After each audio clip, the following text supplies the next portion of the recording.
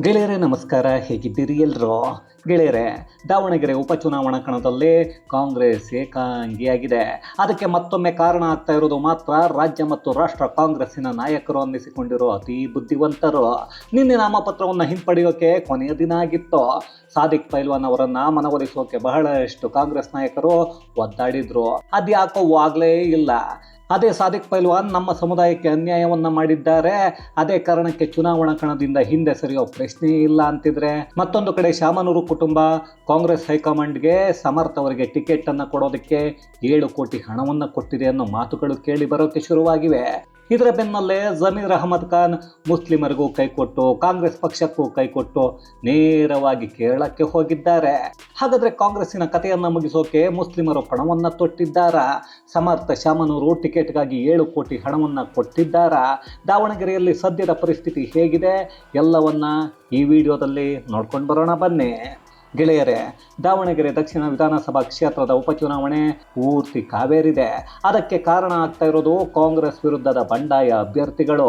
ಈಗಾಗಲೇ ಬಂಡಾಯ ಅಭ್ಯರ್ಥಿಯಾಗಿ ಎಲ್ಲರ ಗಮನವನ್ನು ಸೆಳೀತಾ ಇರೋದು ಸಾದಿಕ್ ಪೈಲ್ವಾನ್.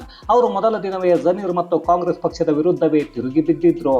ಯಾಕಂದ್ರೆ ಈ ಜಮೀರ್ ಅನ್ನೋ ಮಂತ್ರಿ ಮೊದಲು ನಮ್ಮ ಸಮುದಾಯಕ್ಕೆ ಟಿಕೆಟ್ ಅನ್ನ ಕೊಡಬೇಕು, ಮುಸ್ಲಿಮರ ಮತಗಳು ಅಲ್ಲಿ ಫಲಿತಾಂಶವನ್ನು ನಿರ್ಧಾರ ಮಾಡುತ್ತವೆ ಅನ್ನೋದನ್ನ ಹೇಳಿದ್ರು.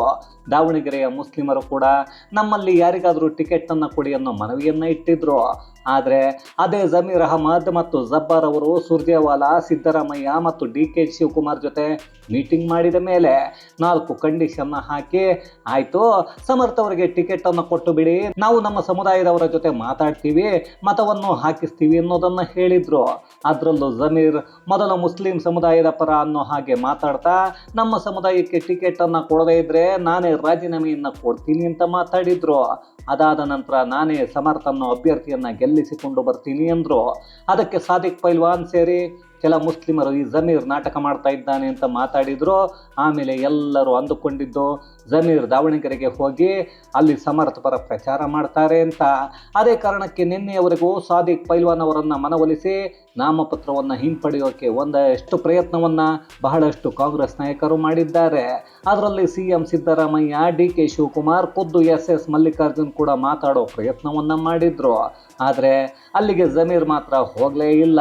ಜಮೀರ್ ಇದ್ದಕ್ಕಿದ್ದ ಹಾಗೆ ನಿನ್ನೆ ಕೇರಳಕ್ಕೆ ಜಂಪ್ ಆಗಿದ್ದಾರೆ. ಅದಕ್ಕೆ ಕಾರಣ ಅಂದರೆ ಈ ಜಮೀರ್ ಒಂಥರ ಬೀಸೋ ದೊಣ್ಣೆಯಿಂದ ತಪ್ಪಿಸಿಕೊಳ್ಳೋಕೆ ಆಗಾಗ ಇಂತಹ ನಾಟಕ ಮಾಡ್ತಾನೆ ಇರ್ತಾರೆ. ಇಲ್ಲೂ ಅದನ್ನೇ ಮಾಡಿದ್ದಾರೆ. ಅಪ್ಪಿತಪ್ಪಿ ಕಾಂಗ್ರೆಸ್ ಪಕ್ಷಕ್ಕೆ ಒಳ್ಳೆಯವನಾಗೋಕೆ ಹೋಗಿ ಸಮರ್ಥ ಅವರನ್ನ ಗೆಲ್ಲಿಸೋಕೆ ಹೋದ್ರೆ ಮುಸ್ಲಿಂ ಸಮುದಾಯ ಬೇಸರ ಮಾಡಿಕೊಳ್ಳುತ್ತೆ, ಜಮೀರ್ ವಿರುದ್ಧ ತಿರುಗಿ ಬೀಳ್ತಾರೆ. ದಾವಣಗೆರೆಯಲ್ಲಿ ಮುಖಕ್ಕೆ ಮಂಗಳ ರೀತಿ ಮಾಡಿದ್ರು ಆಶ್ಚರ್ಯ ಪಡಬೇಕಿಲ್ಲ. ಅದೇ ಮುಸ್ಲಿಮರ ಪರ ಅಂತ ಹೋದ್ರೆ ಪಕ್ಷ ಮತ್ತು ಅಲ್ಲಿರೋ CM ಸಿದ್ದರಾಮಯ್ಯ ಬೇಸರ ಮಾಡಿಕೊಳ್ತಾರೆ. ಆಗ ಇರೋ ಮಂತ್ರಿ ಕುರ್ಚಿ ಕೂಡ ಉಳಿದುಕೊಳ್ಳಲ್ಲ. ಅದೇ ಕಾರಣಕ್ಕೆ ಯಾರ ಸಹವಾಸನೂ ಬೇಡ ಅಂತ ಕೇರಳಕ್ಕೆ ಓಡಿ ಹೋಗಿದ್ದಾರೆ. ಅಲ್ಲಿಗೆ ಈ ಕಡೆ ಕಾಂಗ್ರೆಸ್ ಪಕ್ಷಕ್ಕೂ ಮೋಸ, ಆ ಕಡೆ ಮುಸ್ಲಿಂ ಸಮುದಾಯಕ್ಕೂ ಮೋಸ ಮಾಡಿದ್ದಾಯ್ತು. ಇನ್ನು ಸಾದಿಕ್ ಪೈಲ್ವಾನ್ ಅವರ ಮನವೊಲಿಸೋಕೆ ನಿನ್ನೆ ಹೈಡ್ರಾಮಾಗಳೇ ನಡೆದು ಹೋಗಿವೆ. ಇಲ್ಲಿಯವರೆಗೂ CM Siddaramaiah, DCM DK Shivakumar ಒಂದಷ್ಟು ಪ್ರಯತ್ನವನ್ನ ಮಾಡಿದ್ರು. ಅದ್ಯಾಕೋ ಫಲವನ್ನ ಕೊಡಲೇ ಇಲ್ಲ. ಅದೇ ಕಾರಣಕ್ಕೆ ಶಿವಾಜಿನಗರದ MLA ಅರ್ಷದ್ ರಿಜ್ವಾನ್ ಮತ್ತು ಸಲೀಂ ಇಬ್ಬರನ್ನ ಕಾಂಗ್ರೆಸ್ ಪಕ್ಷ ಸಾದಿಕ್ ಅವರ ಜೊತೆ ಮಾತಾಡಿ ಒಂದಷ್ಟು ಏನಾದರೂ ಮಾಡಿ ನಾಮಪತ್ರವನ್ನ ಹಿಂಪಡೆಯೋ ಹಾಗೆ ಮಾಡಿ ಅಂತ ಕಳಿಸಿತ್ತು. ಪಾಪ ಅವರು ಪಕ್ಷದ ಮಾತನ್ನ ಕೇಳಿ ದಾವಣಗೆರೆಗೆ ಓಡಿ ಹೋದ್ರು. ಅಲ್ಲಿ ಮುಸ್ಲಿಮರೇ ಅವರನ್ನ ಇಲ್ಲಿಗೆ ಯಾಕೆ ಬಂದಿದ್ದೀರಾ, ಬಾಯ್ಕಾಟ್ ಕಾಂಗ್ರೆಸ್ ಅನ್ನೋ ಘೋಷಣೆಗಳನ್ನ ಕೂಗಿದ್ರು. ಕೊನೆಗೂ ಸಾದಿಕ್ ಪೈಲ್ವಾನ್ ನಾಮಪತ್ರವನ್ನ ಹಿಂಪಡೆಯೋಕೆ ಒಪ್ಪಿಕೊಳ್ಳಲೇ ಇಲ್ಲ. ಇಡೀ ಕಾಂಗ್ರೆಸ್ ಪಕ್ಷ ಮತ್ತು ಹೈಕಮಾಂಡ್ಗೆ ಸೆಡ್ಡನ್ನು ಹೊಡೆದು ನಿಂತಿದ್ದಾರೆ. ಅಲ್ಲಿಗೆ ಕೊನೆಗೂ ಕಾಂಗ್ರೆಸ್ಗೆ ದಾವಣಗೆರೆಯಲ್ಲಿ ಒಂದಷ್ಟು ಕಂಟಕ ತಪ್ಪಿದ್ದಲ್ಲ ಅನ್ನೋ ಮಾತುಗಳು ಈಗ ಕೇಳಿ ಬರ್ತಾ ಇವೆ. ಹಾಗಂತ ಇಲ್ಲಿ ಸಾದಿಕ್ ಪೈಲ್ವಾನ್ ಗೆಲ್ತಾರ ಅಂದ್ರೆ ಅದು ಅಷ್ಟೊಂದು ಸುಲಭದ ಮಾತಲ್ಲ. ಆದರೆ ಮುಸ್ಲಿಮರ ಮತಗಳು ಅರ್ಧಕ್ಕಿಂತ ಹೆಚ್ಚು ಸಾದಿಕ್ ಪೈಲ್ವಾನ್ ಅವರು ಪಡೆದುಕೊಳ್ತಾರೆ ಅನ್ನೋದನ್ನ ಹೇಳಲಾಗತ್ತೆ. ಹಾಗೇನಾದರೂ ಆಗಿದ್ದೆ ಆದರೆ ಶಾಮನೂರು ಕುಟುಂಬಕ್ಕೆ ಒಂದಷ್ಟು ಆಘಾತ ಕೂಡ ಆಗತ್ತೆ. ಈಗ ಅದನ್ನೇ ಶಾಮನೂರು ಕುಟುಂಬ ಯೋಚನೆ ಮಾಡೋ ಹಾಗೆ ಆಗಿದೆ. ಯಾಕಂದ್ರೆ ದಾವಣಗೆರೆ ದಕ್ಷಿಣದಲ್ಲಿ ಕಾಂಗ್ರೆಸ್ ಗೆಲುವಿಗೆ ಮುಸ್ಲಿಮರ ಮತಗಳೇ ಮುಖ್ಯ ಆಗ್ತಾ ಇದ್ವು. ಈಗ ಅದೇ ಮತಗಳು ಹರಿದು ಹಂಚಿ ಹೋದ್ರೆ ಕಾಂಗ್ರೆಸ್ ಪಕ್ಷ ಏನಾಗುತ್ತೆ ಅನ್ನೋದನ್ನ ಕಾದು ನೋಡಬೇಕು. ಇಲ್ಲಿ ಕೆಲ ಚುನಾವಣಾ ಪಂಡಿತರು ಹೇಳ್ತಾ ಇರೋದು, ಇಬ್ಬರ ಜಗಳದಲ್ಲಿ BJP ಅಭ್ಯರ್ಥಿ ಶ್ರೀನಿವಾಸ ದಾಸಕರಿಯಪ್ಪ ಗೆಲುವನ್ನು ಸಾಧಿಸಿದ್ರು ಅಚ್ಚರಿಯನ್ನ ಪಡಬೇಕಿಲ್ಲ ಅಂತ. ಇನ್ನು ಸ್ಥಳೀಯವಾಗಿ ನೋಡಿದರೆ ಕೆಲ ಮುಸ್ಲಿಮರು ಕಾಂಗ್ರೆಸ್ ಬಿಟ್ಟು ಎಲ್ಲೂ ಹೋಗಲ್ಲ, ಬೇರೆ ಯಾರಿಗೂ ಮತವನ್ನು ಹಾಕಲ್ಲ ಅಂತಿದ್ದಾರೆ. ಇದನ್ನೆಲ್ಲ ನೋಡ್ತಾ ಇದ್ರೆ ಕಾಂಗ್ರೆಸ್ ನೋಡೋಕೆ 3 ಭಾಗ ಆದ ಹಾಗೆ ಮೇಲ್ನೋಟಕ್ಕೆ ಕಾಣಿಸ್ತಾ ಇದೆ. ಅದರಲ್ಲಿ ಕೆಲ ಮುಸ್ಲಿಂ ಯುವಕರು ಬಿಜೆಪಿ ಸೇರ್ಪಡೆ ಆಗಿದ್ರೆ, ಇನ್ನು ಕೆಲವರು ಸಾದಿಕ್ ಪೈಲ್ವಾನ್ ಜೊತೆಗೆ ನಿಂತಿದ್ದಾರೆ. ಇನ್ನೊಂದಷ್ಟು ಮುಸ್ಲಿಮರು ನಾವು ಕಾಂಗ್ರೆಸ್ ಅನ್ನ ಬಿಟ್ಟು ಎಲ್ಲೂ ಹೋಗಲ್ಲ, ಇದು ನಮ್ಮ ಪಂದಿರ ಆಲದ ಮರ ಇದ್ದ ಹಾಗೆ ಅಂತ ಅಲ್ಲೇ ಇದ್ದಾರೆ. ಹಾಗಂತ ಬಿಜೆಪಿ ಸೇರ್ಪಡೆ ಆಗಿರೋ ಮುಸ್ಲಿಮರು ಅದೆಷ್ಟು ಮುಸ್ಲಿಂ ಮತಗಳನ್ನು ಬಿಜೆಪಿಗೆ ಹಾಕಿಸ್ತಾರೆ ಅನ್ನೋದು ಯಾರಿಗೂ ಗೊತ್ತಿಲ್ಲ. ಯಾಕಂದರೆ ಮುಸ್ಲಿಮರು ಹೊರಗೆ ಯಾರದ್ದೋ ಮೇಲಿನ ಕೋಪಕ್ಕೆ ನಾವು ಬಿಜೆಪಿಗೆ ಮತವನ್ನು ಹಾಕಿ ಬಿಡ್ತೀವಿ ಅಂದರು. ಅವರಿಗೆ ಮತದಾನ ಮಾಡೋಕೆ ಹೋದಾಗ ಕೈ ಮಾತ್ರ ಕಾಂಗ್ರೆಸ್ ಪಕ್ಷದ ಚಿಹ್ನೆಯ ಕಡೆಗೆ ಹೋಗುತ್ತೆ, ಅಲ್ಲೇ ಒತ್ತಿ ಬಿಡುತ್ತೆ. ಅದೇ ಕಾರಣಕ್ಕೆ ಇಲ್ಲಿ ಒಂದಷ್ಟು ಮತಗಳು ಕಾಂಗ್ರೆಸ್ಗೆ, ಮತ್ತಷ್ಟು ಮತಗಳು ಸಾದಿಕ್ ಅವರಿಗೆ ಹೋಗಬಹುದು, ಅದರ ಲಾಭ ಬಿಜೆಪಿಗೆ ಆಗಬಹುದು ಅನ್ನೋ ಲೆಕ್ಕಾಚಾರ ಇದೆ. ಅದನ್ನ ಬಿಟ್ಟು ಮುಸ್ಲಿಮರು ಬಿಜೆಪಿಗೆ ಮತವನ್ನ ಹಾಕಿ ಗೆಲ್ಲಿಸ್ತಾರೆ ಅಂತ ಯಾರಾದರೂ ಅಂದುಕೊಂಡ್ರೆ ಅದು ನಮ್ಮ ಭ್ರಮೆ ಅಷ್ಟೇ.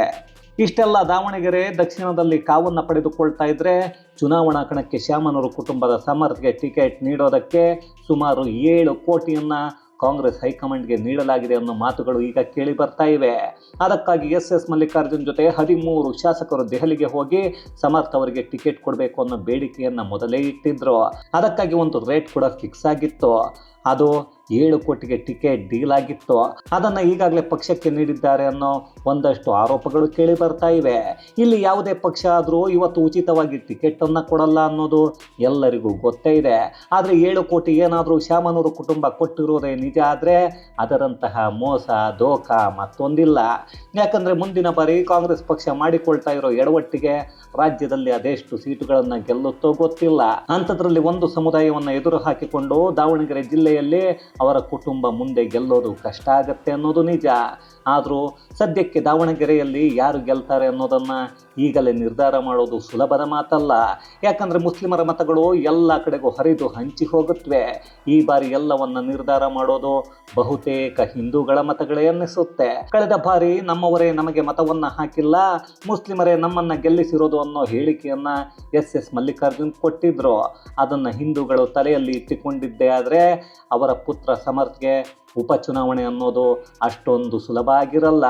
ಅದೇನೇ ಆದರೂ ಕಾಂಗ್ರೆಸ್ ಪಕ್ಷ ಮುಸ್ಲಿಮರ ನಂಬಿಕೆಯನ್ನು ಉಳಿಸಿಕೊಳ್ಳಿಲ್ಲ. ಪಕ್ಷದಲ್ಲಿರೋ ಮುಸ್ಲಿಂ MLA ಮತ್ತು ಮಂತ್ರಿ ಆದವರು ಮುಸ್ಲಿಂ ಮತ್ತು ಪಕ್ಷ ಎರಡಕ್ಕೂ ನಿಷ್ಠರಾಗಿಲ್ಲ. ಇನ್ನು ನಮ್ಮ ರಾಜ್ಯದ ಮುಖ್ಯಮಂತ್ರಿಗೆ ಕುರ್ಚಿಯನ್ನು ಬಿಟ್ಟು ಬೇರೇನೂ ಬೇಕಿಲ್ಲ. ಇನ್ನು DCM DK ಶಿವಕುಮಾರ್ಗೆ ಹೈಕಮಾಂಡ್ ಹೇಳಿದ್ದಕ್ಕೆ ತಲೆಯನ್ನು ಅಲ್ಲಾಡಿಸೋದು ಬಿಟ್ಟು ಬೇರೇನೂ ಗೊತ್ತಿಲ್ಲ. ಹಿಂಗಿದ್ದಾಗ ಅದೆಲ್ಲಿ ಯಾರನ್ನ ಗೆಲ್ಲಿಸ್ತಾರೋ ಅದು ನಮಗೂ ಗೊತ್ತಿಲ್ಲ. ಇರಲಿ ಬಿಡಿ, ಅವರ ಪಕ್ಷ ಇದ್ದು ಕಿತ್ತು ಗುಡ್ಡೆ ಹಾಕಿರೋದು ಅಷ್ಟರಲ್ಲೇ ಇದೆ. ಗೆದ್ದರೆ ನಮಗೇನೋ, ಸೋತ್ರೆ ನಮಗೇನೋ, ಎಲ್ಲವೂ ದುಡ್ಡುಮಯ ಅನ್ನೋದು ಮಾತ್ರ ನಿಜ. ಇಲ್ಲಿ ಪ್ರಜಾಪ್ರಭುತ್ವ ಅನ್ನೋ ಪದಕ್ಕೆ ಅರ್ಥ ಏನು ಅನ್ನೋದನ್ನು ನಾವೇ ಹುಡುಕೋ ಪರಿಸ್ಥಿತಿ ಬಂದಿದೆ. ಅಪ್ಪ ಆದ ಮೇಲೆ ಮಗ, ಮಗ ಆದ ಮೇಲೆ ಮೊಮ್ಮಗ, ಸೊಸೆ, ಹೀಗೆ ಅವರ ಮನೆಯವರೇ ವಂಶಸ್ಥರೇ ಅಲ್ಲಿ ರಾಜ್ಯವನ್ನು ಆಯಾ ಕ್ಷೇತ್ರಗಳಲ್ಲಿ ಚುನಾವಣೆಗೆ ಸ್ಪರ್ಧೆಯನ್ನು ಮಾಡಿ ಗೆದ್ದು ಆಳೋದಾದರೆ ಅದು ಪ್ರಜಾಪ್ರಭುತ್ವ ಹೆಂಗಾಗತ್ತೆ ಅನ್ನೋದೇ ಗೊತ್ತಾಗ್ತಾ ಇಲ್ಲ. ಸಾಮಾನ್ಯ ಪ್ರಜೆಗಳು ಯಾವಾಗ ಚುನಾವಣೆಗೆ ನಿಲ್ತಾರೆ, ನಿಂತು ಯಾವಾಗ ಗೆಲ್ತಾರೆ, ಅವರು ಯಾವಾಗ ರಾಜ್ಯವನ್ನ ದೇಶವನ್ನ ಆಳ್ತಾರೆ, ಅಲ್ಲಿ ಮಕ್ಕಳು ಮೊಮ್ಮಕ್ಕಳು ಅಂತ ವಂಶವೇ ಚುನಾವಣೆಗೆ ಸ್ಪರ್ಧೆಯನ್ನ ಮಾಡ್ತಾರೆ ಅಂದರೆ ಅದರಲ್ಲಿ ಅದೆಷ್ಟು ಲಾಭ ಇರಬೇಕು ಅಂತ ಯೋಚನೆ ಮಾಡಿ. ಅದರಲ್ಲೂ 7 ಕೋಟಿ 8 ಕೋಟಿ ಒಂದು ಟಿಕೆಟ್ಗೆ ಕೊಡ್ತಾರೆ ಅಂತೆ ಅಂದರೆ ಇವರು ಅದೆಂತ ಕಳ್ಳರಿರಬೇಕು. ಇದನ್ನೆಲ್ಲ ನೋಡಿದರೆ ಗೊತ್ತಾಗತ್ತೆ ಕೋಟಿ ಕೋಟಿ ಖರ್ಚು ಮಾಡೋ ರಾಜಕಾರಣಿಗಳು ನಮ್ಮನ್ನ ಹೇಗೆ ಉದ್ಧಾರ ಮಾಡ್ತಾರೆ ಅಂತ. ಅದೇನೋ ಅಪ್ಪ, ಈ ನಿಖಿಲ್ ಕುಮಾರಸ್ವಾಮಿಗೆ ಆಗಿತ್ತಲ್ಲ ಅದೇ ಪರಿಸ್ಥಿತಿ ಸಮರ್ಥ್ ಅವರಿಗೆ ಬಂದರೂ ಅಚ್ಚರಿಯನ್ನು ಪಡಬೇಕಾಗಿಲ್ಲ. ಇದು ಗೆಳೆಯರೇ, ಶಾಮನೂರು ಕುಟುಂಬಕ್ಕೆ ಮುಸ್ಲಿಮರೇ ಕಂಟಕ ಆಗ್ತಾ ಇರೋದು ಮತ್ತು ಜಮೀರ್ ಅಹಮದ್ ಖಾನ್ ಮುಸ್ಲಿಂ ಸಮುದಾಯ ಮತ್ತು ಕಾಂಗ್ರೆಸ್ ಪಕ್ಷಕ್ಕೆ ದ್ರೋಹವನ್ನು ಮಾಡ್ತಾ ಇರೋದರ ಕುರಿತಾದ ಒಂದಷ್ಟು ಮಾಹಿತಿ ಮತ್ತಷ್ಟು ವಿಶೇಷತೆಗಳೊಂದಿಗೆ ಮುಂದಿನ ವಿಡಿಯೋದಲ್ಲಿ ಭೇಟಿಯಾಗೋಣ. ಅಲ್ಲಿಯವರೆಗೂ ಕನ್ನಡವೇ ಸತ್ಯ, ಕನ್ನಡವೇ ನಿತ್ಯ.